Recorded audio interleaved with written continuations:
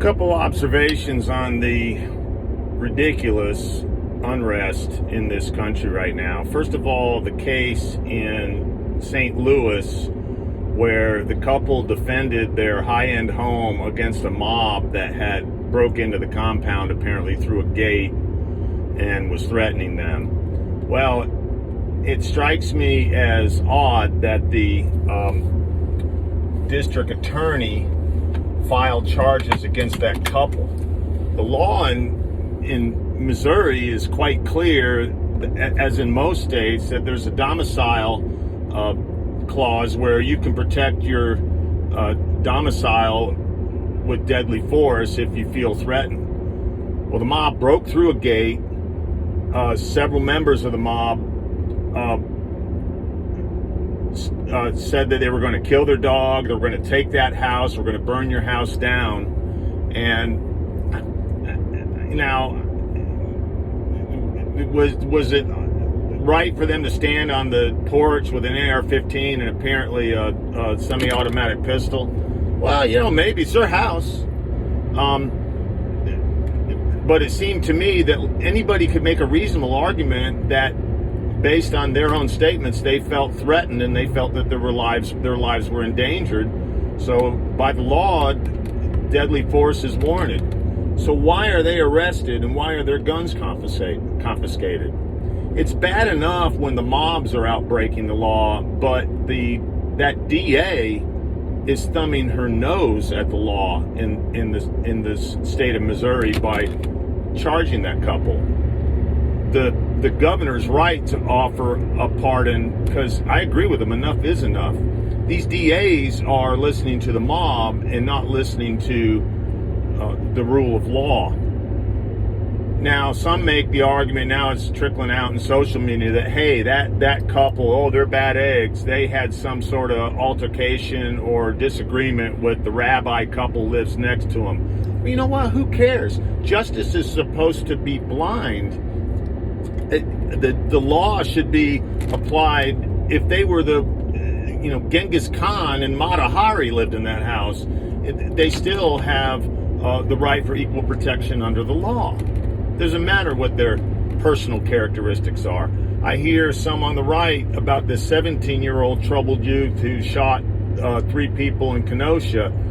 Some on the right say, oh, well, the 3 people who he shot, they were all felons. One of them in particularly was a spouse abuser.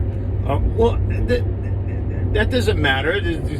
If people get shot, you can't say, oh, they deserved it. They are also subject to law and due process as the person who fired the gun. Now, even that case, for example, there's another one where apparently the DA is filing first-degree murder charges against that troubled 17-year-old youth.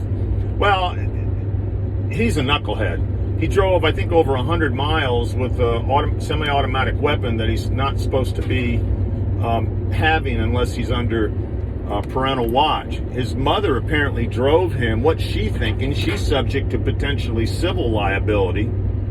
I don't think the guy in his head was thinking right. He did offer aid and assistance to unspecified either defenders or protesters of property who were injured, and by all accounts he was set upon, and from the video evidence it looks to me that there's a legitimate argument that he feared for his life as well and responded to threats upon his life. How you can construe that to be first-degree murder, there's no way they're going to get that to stick. So why is the prosecutor filing those charges? Is he listening to the mob as well, he or she? Maybe they filed that because they knew it wouldn't stick and they don't want to be look at the bad guy if the case is dismissed on its merits. I don't know, but it's bad enough that you have clueless mobs running loose in this country, shooting and pillaging and looting and just acting absurdly.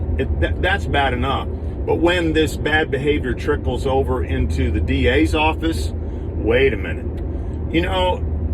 If I defended my house and then I'm suddenly the criminal for doing it when there are laws on the books that give me the right to do that, and then they come for me and to confiscate my firearms, do you know something? That I'm not saying myself, but there are those who would view then that law enforcement as a threat and would take the same issue with people who come to their door to arrest them because they feel that their due process has been violated, and they have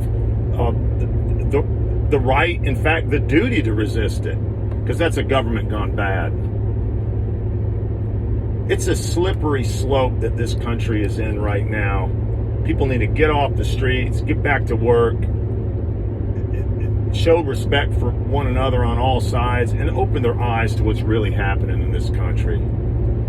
You've got a bunch of mind-numb robots out there creating havoc, and civic leaders, elected officials, appointed district attorneys are just following along with them, placating to the mob in numerous areas in this country, to the detriment of our safety, our country, and our traditions. That's my Sunday morning rant on the way to church. God bless everybody. God bless America.